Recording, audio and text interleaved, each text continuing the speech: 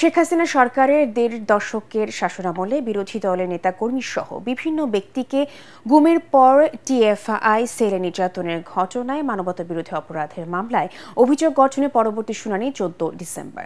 ক্ষমতাচ্যুত প্রধানমন্ত্রী শেখ হাসিনা, তার প্রতিরক্ষা উপদেষ্টা তারেক আহমেদ সিদ্দিকী, সাবেক স্বরাষ্ট্রমন্ত্রী আসাদুজ্জামান খান কামাল ও ১১ সেনা কর্মকর্তা সহ ১৭ জনের বিরুদ্ধে বিচারপতি গোলাম মুর্তুজা মজুমদারের নেতৃত্বাধীন ৩ সদস্যের আন্তর্জাতিক অপরাধ ট্রাইব্যুনাল এই শুনানি চলছে।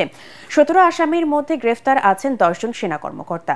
সেনানিবাসে অবস্থিত সাময়িক কারাগার থেকে সকাল ১০:১০টার দিকে তাদের ট্রাইব্যুনালে হাজির করা হয়। এই দিন রাষ্ট্রপক্ষে শুনানি করেন চিফ প্রসিকিউটর তাজুল ইসলাম। গুমের মামলায় গ্রেফতার ১০ সেনা কর্মকর্তা ভার্চুয়ালি যুক্ত হয়ে আবেদন খারিজ করেছেন ট্রাইব্যুনাল।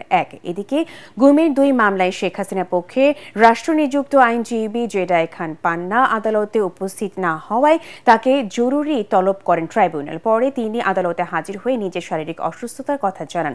ভিডিও বার্তায় ট্রাইব্যুনাল সম্পর্কে বিরূপ মন্তব্য করা ও শেখ হাসিনার পক্ষে রাষ্ট্রনিযুক্ত আইনজীবী থাকতে না পারায় ট্রাইব্যুনালের কাছে নিঃশর্ত ক্ষমা চান তিনি। পরে শেখ হাসিনার পক্ষে আইনজীবী আমির হোসেনকে নিয়োগ দেন আদালত। এদিকে ট্রাইব্যুনাল ২ জুলাই গণঅভ্যুত্থানের রাজধানীর আশুলিয়ায় ৬ লাশ পোড়ানো সহ ৭ জনকে হত্যার ঘটনায় মানবতাবিরোধী অপরাধের মামলায় সাবেক এমপি সাইফুল ইসলাম সহ ১৬ জনের বিরুদ্ধে সাক্ষ্য গ্রহণ চলছে।